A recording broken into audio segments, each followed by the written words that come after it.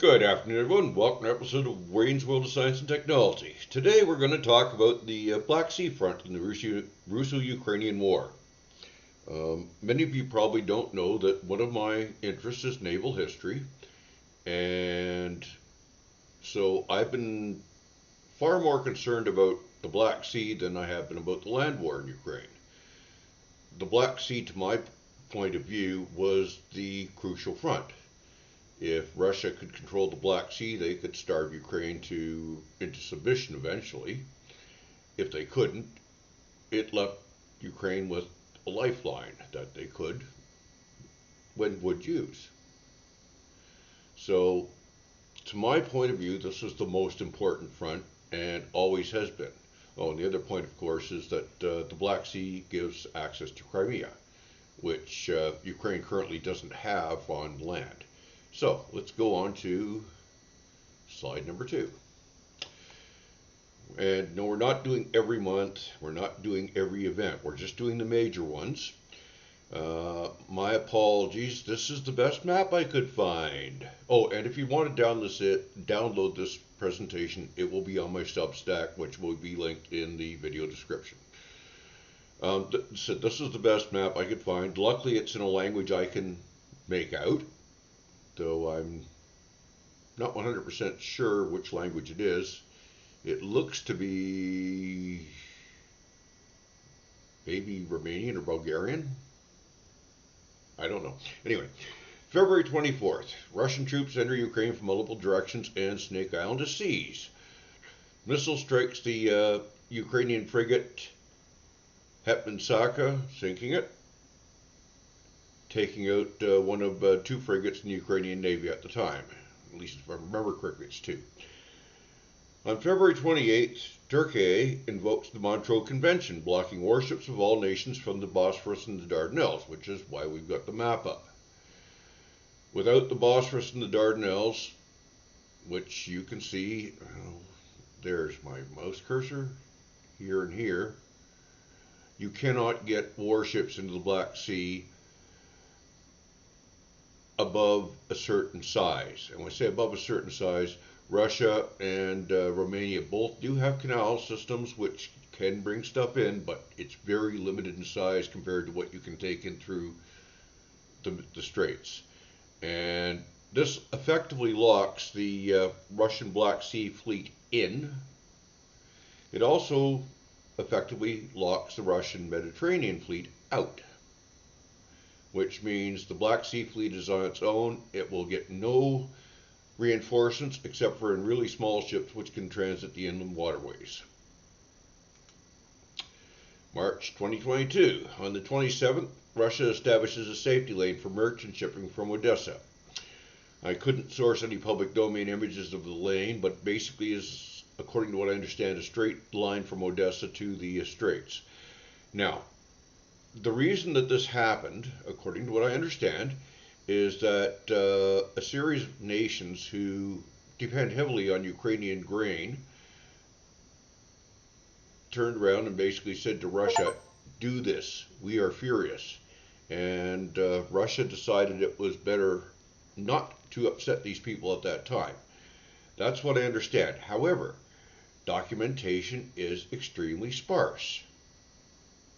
I'm just going on some things that were noted as, diplomatic visits and things like that, which make me think this is what happened. I have no doubt we'll find out after the war. April 2022. On April 13th, the Russian flagship Moscow was destroyed in strange circumstances. Now, I am saying strange for a very simple reason. This should not have worked. The Moscow was supposed to be the most advanced air defense cruiser the Russian Federation had. There is no way that it should have been taken out like this unless there was something very, very weird. And by weird, well, maybe the Ukrainians build invisible missiles. That's possible, I guess. I doubt it, though. Maybe there was something went wrong on the radar on that particular day. Again, we don't know. There was a supposed report published on the internet at one point which claimed that the ship was unfit for service, but for all we know, that's an invention of somebody who was really good with Photoshop or AI. We don't know exactly what happened here. I strongly suspect what Ukraine put out, that they fired a couple of harpoons at, is the truth, but there's no way 2 cruise missiles should have taken that ship down.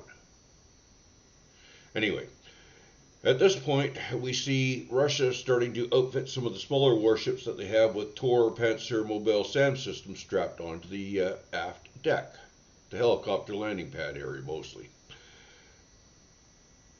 That, I thought, was a very interesting adaptation. There's no indication that they actually ended up being used, but it definitely was interesting. We also see the Russians pulling back from some of their patrols, which were a little bit too close to the Ukrainian mainland, and being a lot more circumspect with what they were doing. June 2022, the Russians abandoned Snake Island after losing several supply ships, air defense systems, and an unknown number of troops. This is video of some Ukrainian Su-27s streaking over Snake Island. It should say a screenshot from that. It was very impressive to watch. I watched the published video when it came out, and I'll tell you, those Su-27s were really booking it. They were just moving like crazy, and the Bayraktar that caught this did a good job. The Bayraktar also was responsible for some of the losses that the Russians suffered at Snake Island, taking out some of the supply ships. Most of what was taken out was small, but every single one put a strain on the Russian Federation Navy. They had only a limited number of ships in the Black Sea, and no way to bring new ones in easily.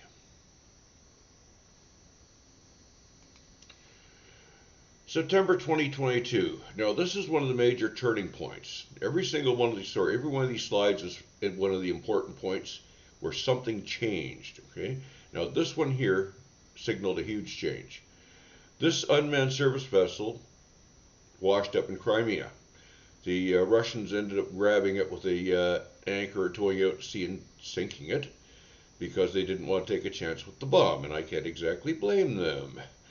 You never know what might set it off. The image at the top is one that was provided by H.I. Sutton, a naval analyst and the author of the Covert Shores website. I highly recommend his work. The man knows his stuff. This all of a sudden changed things from the point of view of now you've got something wandering around out there which isn't going to cost Ukrainian lives if it sinks. And for a nation which was at a severe manpower disadvantage, that makes a difference. October 2022, the first known drone boat attack on the Black Sea Fleet in Sevastopol. I say no known damage done. There's rumors that there was damage done, but we don't actually have anything specific. This warned the Russians that they needed better harbor defense. And at this point, they started doing things like putting helicopters up to try and shoot the drone boats out of the water, and that basic stuff that you do to try and handle a new menace, and stuff that should have been reasonably effective. Then we get the first successful attack known successful attack in October. It was on an Admiral Grigorovich class frigate and also on an Ivan Golubat's minesweeper. Both were confirmed damaged. Others may have been. There's rumors that one of them was sunk, but yeah, right. I mean, the Russians, of course, are not letting out information on what has happened for very obvious reasons. They don't want to let the Ukrainians know exactly how successful they have or have not been. November 2022, the Black Sea Fleet is forced to flee its primary base in Sevastopol, Ukraine for Novorossiysk, Russia. Yes, Sevastopol, Ukraine. Sevastopol is still legally a part of Ukraine, no matter what Vladimir Putin says. Now, this is a major setback. Russia can no longer exert full-time control over the entire the entire Black Sea, not the Mediterranean Sea, due to Novorossiysk's location on the Black Sea, causing longer travel times. This forces a huge reduction in tempo of operations. It also increases the need for maintenance cycles. When the ships were in Sevastopol, they weren't running their engines. To get from Novorossiysk to the Sevastopol engine area, they have to run their engines. Yeah. So you've got a huge huge reduction in operational tempo, and effectively at this point, the Black Sea is open. Ukraine is able to get grain shipped in and out. Now, if you're wondering why it was so hard to move grain early on, even though Russia said there was a corridor, merchant shippers are averse to risk. Ships are very expensive. You don't take chances with something that expensive. It's like if you've got a Rolls Royce, do you drive it in the demolition derby? Probably not. So they want insurance.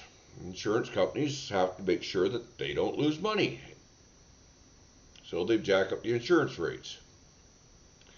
Now the costs are so high that nobody's going to move anything through.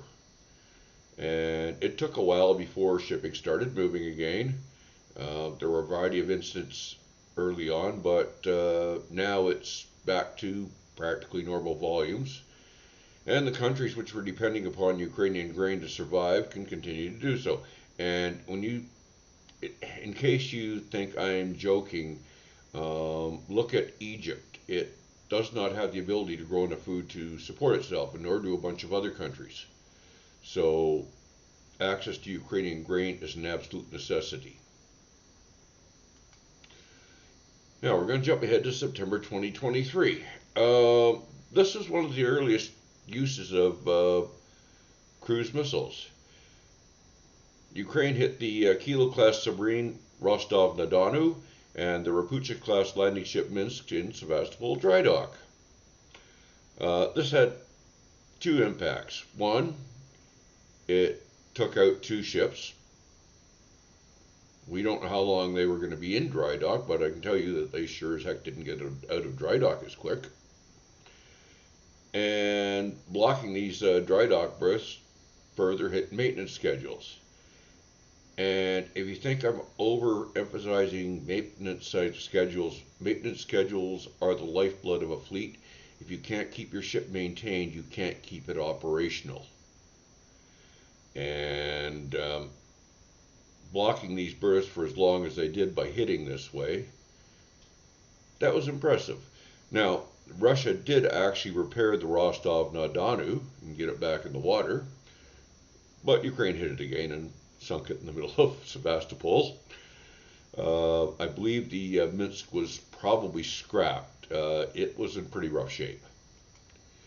November 2023, the new Karakhat-class Corvette Askold is hit by cruise missiles and heavily damaged before delivery. Yeah, it was hit in the shipyard. Just wonderful. Russia's building ships in Crimea. You know what that means? Target. Russia has two new Ivan Rogov-class amphibious assault ships that are being built in the same yard. Do you think that they're going to take delivery on those ships? I don't. I would suspect at this point that Russia has probably stopped working on the ships. I don't have evidence for this, but if they're smart, that's what they've done, because they cannot be certain that they will ever get these ships delivered. A cruise missile could come crashing in at any time. And for all I know, one already has, and I just haven't heard about it. Now, we're going to skip forward to the end of 2024, the end of July 2024. Multiple further attacks on Russia's ships were made. Russian helicopters and fighters have been patrolling the Black Sea since the earliest drone attacks and becoming more practiced in countering unmanned surface vessels. The Ukrainian grain trade has been stabilized, while the Russians have continually attacked Odessa. Merchant shipping itself has been able to continually transit the Black Sea, helping Ukraine's economic issues. And as I said, this is huge. This money allowed the Ukrainian government to continue functioning. Then we go to August 2024, when things get exciting. All of a sudden, Russian pilots are real upset. As a matter of fact, they think it's totally unfair. The unmanned surface vessels are now shooting back. They show up rocking a variety of weapon systems, including machine guns for surface-to-air use, and guided surface bombardment rockets, surface-to-air rockets, and anytime soon we expect to see the damn things rocking turbo lasers. I'm serious. The advancements on these things have been insane. And what was a difficult but possible job, shooting up drone boats from a helicopter, has now effectively become suicide. This means that Ukraine effectively has access to the entire coast of Crimea along the Black Sea side to do whatever they want. And as I've noted a bunch of times recently, Ukraine has seemed to want to take out air defense systems, specifically the radars. And that's what they've been doing. And we go on to the present. From this point on, the Black Sea front has become a backwater from a naval warfare point of view. Russia lost a significant number of warships and auxiliaries in a battle that conventional wisdom and the raw numbers said they should have won easily. And quite frankly, they should have won it easily. But instead, Ukraine's inspired meatball weapons designers punched way above their weight, doing far more damage than anyone I know had predicted. And quite frankly, glory to whatever nutbars designed this stuff. They are heroes. I'll be doing a further video on the related Black Sea Air campaign at some point, but this is where we are at present as far as the major points. I have no doubt I'm going to get a lot of criticism over my choices for which points were significant. That's fine. Go ahead. Put them in the comments on YouTube. And only on YouTube. I don't really check other social media sites. And if you like what I've done, share, subscribe, and all that stuff. And have a nice day. Bye-bye.